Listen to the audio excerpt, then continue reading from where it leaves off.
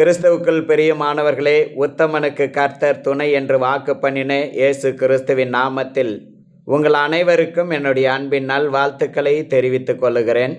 இன்றைய நாளின் செய்திக்கு ஆதாரமாக நாம் எடுத்துக்கொண்ட வேத பகுதி சங்கீத புஸ்தகம் 26வது அதிகாரம் 10 முதல் 12 வசனங்கள் வரை.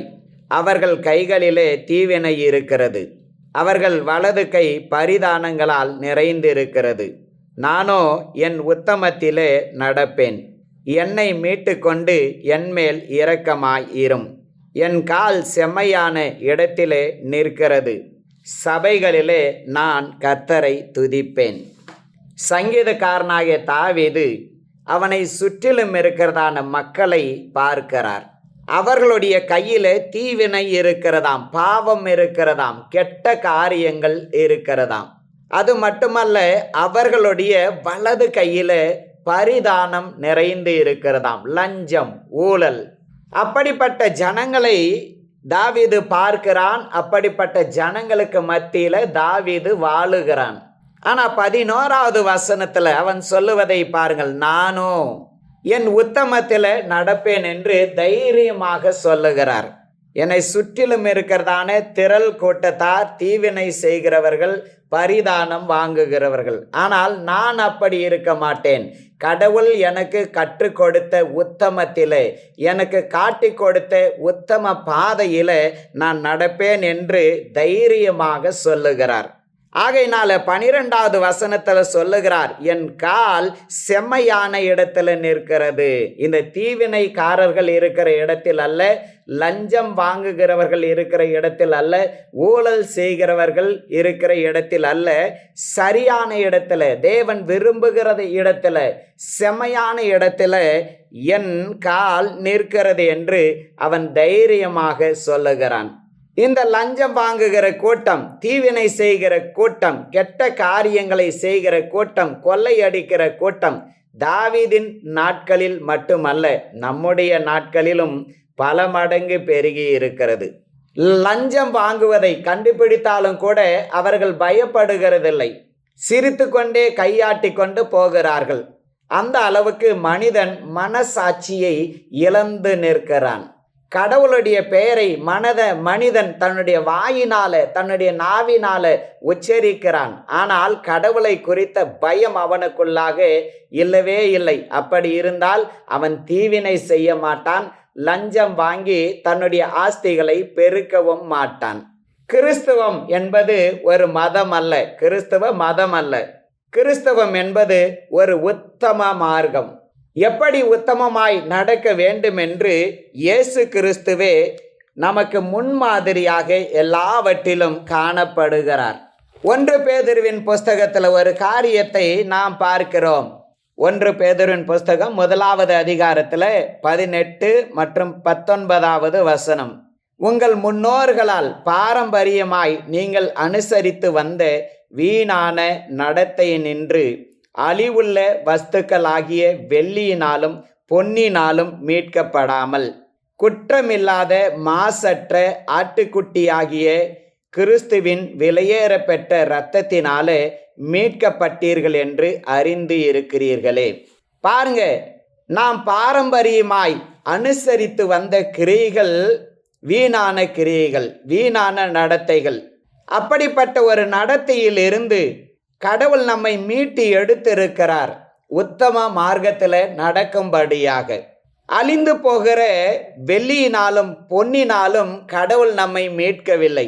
குற்றமே இல்லாத மாசற்ற ஆட்டுக்குட்டியாகிய இயேசு கிறிஸ்துவின் விலையேறப்பெற்ற இரத்தத்தினால கடவுள் நம்மை மீட்டு இருக்கிறார், உத்தமமான பாதையில நடக்கும்படிக்கு. கடவுளுடைய பிள்ளைகள் இந்த இயேசு கிறிஸ்துவின் இரத்தத்தை ஒரு காலம் மறந்து விடக்கூடாது, அதை குறைத்து மதிப்பிடவும் கூடாது.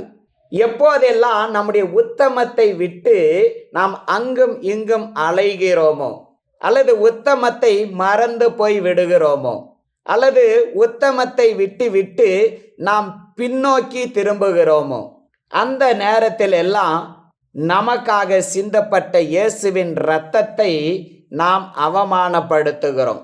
அந்த இரத்தத்துக்குரிய விலை கிரயத்தை நாம் அறியாதவர்களாக ஆகிவிடுகிறோம். பாருங்க, சங்கீத புஸ்தகம் 25வது அதிகாரத்தின் 21வது வசனத்துல சங்கீதக்காரன் சொல்லுகிறான், உத்தமமும் நேர்மையும் என்னை காக்க கடவது. தேவனுடைய இரத்தத்தினால கழுவப்பட்ட பின்பு தேவன் நமக்கு கொடுத்த உத்தமத்தையும் நேர்மையையும் நாம் காத்து கொள்ள வேண்டும். அப்படி காத்து கொள்ளுகிறதற்கு கடவுளுடைய கிருபை நமக்கு வேண்டும். தாவீது தன்னுடைய இருதயத்தின் ஆழத்தில் இருக்கிற வாஞ்சையை மிகவும் தெளிவாக வெளிப்படுத்துகிறதை பாருங்கள். ஆண்டவரே, நீர் எங்களுக்கு கற்பித்த உத்தமமும் நீர் எங்களுக்கு காட்டி கொடுத்த நேர்மையும் சாகர வரைக்கும் என்னை காக்க வேண்டும். என்னுடைய இராணுவம் அல்ல, என்னை சுற்றிலும் இருக்குதான மக்கள் அல்ல, அல்லது நான் சேர்த்து வைத்திருக்கிற பணம் என்னை காக்கக்கூடாது. உம்முடைய உத்தமமும் உம்முடைய நேர்மையும் என்னை காக்க வேண்டும். இதுதான் தாவீதுடைய ஒரு பெரிய விருப்பம்.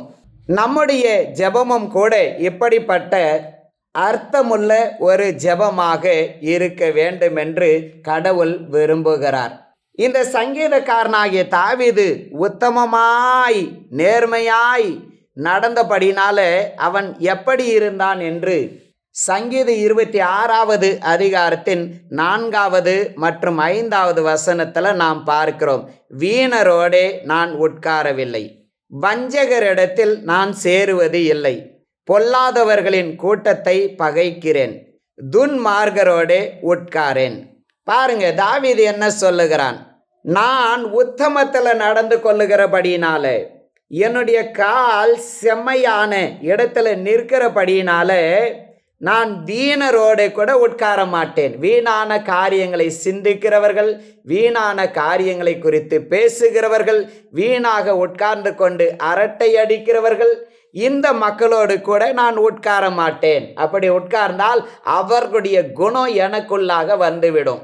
ஆகவே அந்த மக்களிடத்துல நான் ஒரு காலம் உட்கார மாட்டேன். அது மட்டுமல்ல, வஞ்சகம் செய்கிற மக்கள், லஞ்சம் வாங்கி ஏமாற்றி பிழைப்பை நடத்துகிறவர்கள், குடும்பத்தை நடத்துகிறவர்கள், இப்படி வஞ்சிக்கிற மக்களோடு கூட நான் சேருவதில்லை, ஐக்கியம் வைக்கிறது இல்லை. ஊழல்காரர்களோடு கொள்ளையிடுகிறவர்களோடு நாம் பங்கு கொண்டால் அது நமக்கு சாபமாக அமையும். அவர்களை விட்டு நாம் ஒதுங்கி இருக்க வேண்டும், பிரிந்து இருக்க வேண்டும். அடுத்து தாவீது அடுத்தபடியாக சொல்லுகிறார், பொல்லாதவர்களின் கூட்டத்தை நான் பகைக்கிறேன், அவர்களோடு கூட நான் நட்பு வைக்க மாட்டேன், பகைக்கிறேன். துன்மார்க்கமாய் நடக்கிற மனிதன், துர்மார்க்கமாக பேசுகிற மனிதன், துன்மார்க்கத்தில் உழன்று கிடக்கிற மனிதன், இப்படிப்பட்ட மனிதனோடு கூட நான் உட்கார மாட்டேன். ஏனெனில் இயேசு கிறிஸ்துவின் விலையேற பெற்ற இரத்தம் என்னை மீட்டி இருக்கிறது. ஆகையினால நான் என்னை காத்து கொள்ள வேண்டும். ஆகையினால இப்படிப்பட்ட மக்களோடு கூட நான் உட்கார மாட்டேன் என்று தாவீது தெளிவாக சொல்லுகிறதை நாம் பார்க்க வேண்டும். இந்த தாவீது உத்தமமாய் நடந்தபடினால இன்னும் எப்படிப்பட்ட காரியங்களை எல்லாம் அவர் செய்தார் என்று வேதத்தில் பல காரியங்களை நாம் பார்க்க முடியும். சங்கீத புஸ்தகம் 15வது அதிகாரத்தில் இந்த உத்தமத்தை குறித்து ஒரு சங்கீதம் எழுதி வைக்கப்பட்டிருக்கிறதை நாம் நன்றாக அறிந்து இருக்கின்றோம். பாருங்க, இந்த சங்கீதத்தையும் எழுதியது தாவீது தான். 15வது அதிகாரத்தில் 1 முதல் 4 வசனங்கள் வரைக்கும், கர்த்தாவே, யார் உம்முடைய கூடாரத்தில் தங்குவான்? யார் உம்முடைய பரிசுத்த பர்வதத்தில் வாசம் பண்ணுவான்? உத்தமனாய் நடந்து நீதியை நடப்பித்து மனதார சத்தியத்தை பேசுகிறவன் தானே. அவன் தன் நாவினால் புறங்கூறாமலும் தன் தோழனுக்கு தீங்கு செய்யாமலும் தன் அயலான் மேல் சொல்லப்படும் நிந்தையான பேச்சை எடுக்காமலும் இருக்கிறான். ஆகாதவன் அவன் பார்வைக்கு தீழ்ப்பானவன். கர்த்தருக்கு பயந்தவர்களையோ கனம் பண்ணுகிறான். ஆணையிட்டதில் தனக்கு நஷ்டம் வந்தாலும் தவறாது இருக்கிறான். பாருங்க, நீதிமான் தான் கடவுளுடைய கூடாரத்தில் தங்குவானாம். நீதிமான் தான் கடவுள் வாழுகிற அந்த பரிசுத்த பர்வதத்தில் வாசம் பண்ணுவானாம். மீது யாருக்குமே அங்கே போகிறதற்கு தகுதி கிடையாது. கர்த்தருடைய கூடாரத்தில் தங்குவதற்கும் கர்த்தருடைய பர்வதத்தில் வாசம் பண்ணுகிறதற்கும் உத்தமனுக்கு மட்டுமே தகுதி உண்டு. இந்த உத்தமன் எப்படி இருப்பான்?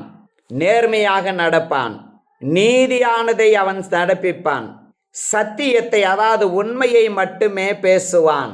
இந்த உத்தமமாய் நடக்கிற மனிதன் நீதியை விட்டு விலகவே மாட்டான். யோபு ஒரு காரியத்தை சொல்லுகிறார், நான் செத்து போனாலும் என்னுடைய நீதியை நான் கெட்டியாக பிடித்திருக்கிறேன், அதை நாம் விட்டுவிடக்கூடாது. உத்தமமாய் நடக்கிற பிள்ளைகள் நீதியை கெட்டியாக பிடித்து கொள்ள வேண்டும். என்ன நடந்தாலும் பரவாயில்லை, மனதார சத்தியத்தை பேசணும். சத்தியத்தை தவிர, உண்மையை தவிர வேறு காரியத்தை பேசுகிறதற்கு நாம் முயற்சி செய்யக்கூடாது. இதனுடைய பொருள் என்னன்னா, நாம் பொய்யே பேசுகிறது என்பது அல்ல. நாம் சில வேளைகளை இன்னும் பொய் பேசுகிறவர்களாகத்தான் இருக்கின்றோம். ஆனால் மனதார உண்மையாக நாம் சத்தியத்தை, உண்மையான காரியத்தை பேசுகிறவர்களாக இருக்கிறதற்கு நாம் பெருமுயற்சி செய்ய வேண்டும். அடுத்தபடியாக மற்றவர்கள் மேலே புறங்கூறக்கூடாது. அவர் அப்படி இருக்கிறார், இப்படி இருக்கிறார், இந்த தவறு செய்கிறார், அந்த தவறு செய்கிறார், அவருடைய வாழ்க்கை சரியில்லை, பேச்சு சரியில்லை, பார்வை சரியில்லை, செயல் சரியில்லை. மற்றவர்கள் மேலே புறங்கூறக்கூடாது. இல்லாத பொல்லாத காரியத்தை சொல்லி மற்றவர்களுடைய பெயருக்கு களங்கம் ஏற்படுத்தக்கூடாது. உத்தமனாய் நடக்கிறவன் இதைத்தான் செய்வான். தன்னுடைய நண்பர்களுக்கு தீங்கு செய்யக்கூடாது எந்த சூழ்நிலையிலேயும். மற்றவர்கள் நமக்கு நன்மை செய்யும்போது நாமும் நன்மை செய்யலாம். ஆனால் மற்றவர்கள் பாதிக்கப்படும் போது நமக்கும் கூட தீங்கு செய்யலாம் என்ற எண்ணம் தோன்றும். பழிக்கு பழி வாங்கணும், அவர் எனக்கு அப்படி செய்தபடினால நானும் அவருக்கு அப்படி செய்வேன் என்ற ஒரு எண்ணம் நமக்குள்ளாய் தோன்றும். ஆனால் நான் உத்தமனாய் இருக்கிறேன், ஆகையினால நான் இந்த காரியத்தை செய்ய மாட்டேன், என்னுடைய நண்பனுக்கு தீங்கு செய்ய மாட்டேன் என்று உறுதியாக நாம் சொல்ல வேண்டும். அடுத்தபடியாக நாம் பார்க்கிறோம், அயலான் மேல் சொல்லப்படும் நிந்தையான பேச்சை எடுக்கக்கூடாது. நிந்தையான காரியத்தை யார் காதிலிருந்து கேட்டாலும், யாரிடத்திலிருந்து கேட்டாலும் அதை குறித்து நாம் விவாதிக்க கூடாது. ஏனெனில் உத்தமமான பாதையில் நடக்கும்படியாக கடவுள் நம்மை தெரிந்தெடுத்திருக்கிறார்.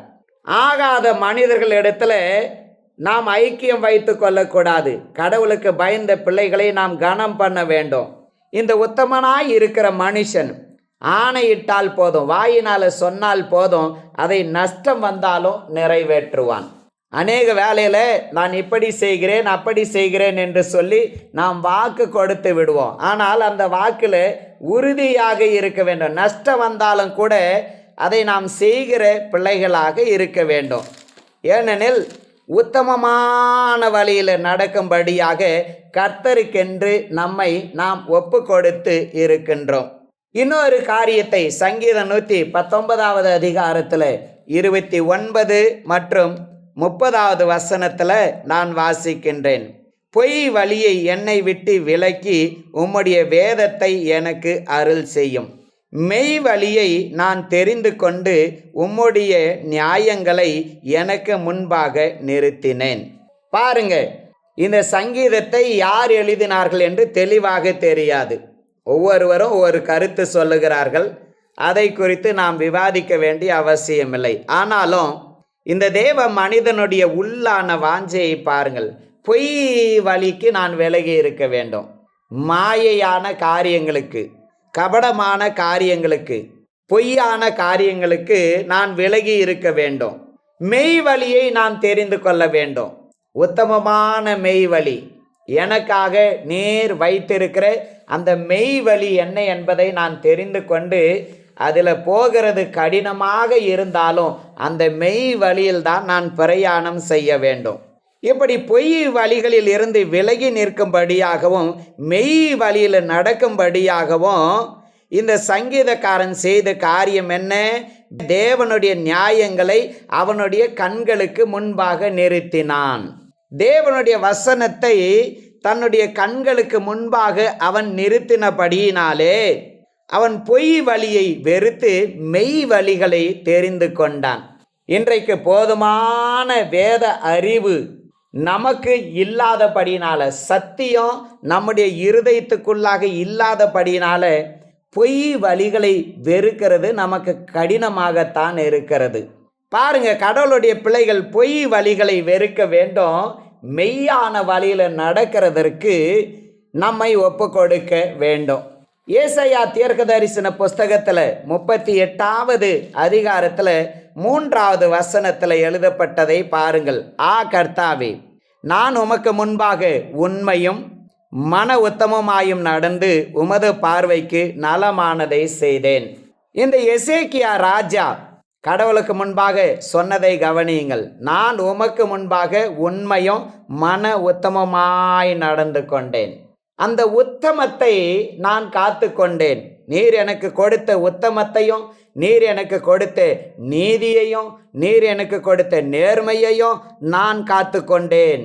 உமக்கு நலமானவைகளையே நான் செய்தேன். உத்தமமாய் நடந்தபடினால எனக்கு பிடித்தவைகளை அல்ல, உம்முடைய பார்வைக்கு எது நல்லதோ அதை மட்டுமே நான் செய்தேன். பாருங்க, தேவனிடத்தில் சொல்லும்போது பொய் சொல்ல முடியாது. ஏனெனில் அவர் சகலத்தையும் அறிந்திருக்கிற ஒரு தெய்வம்.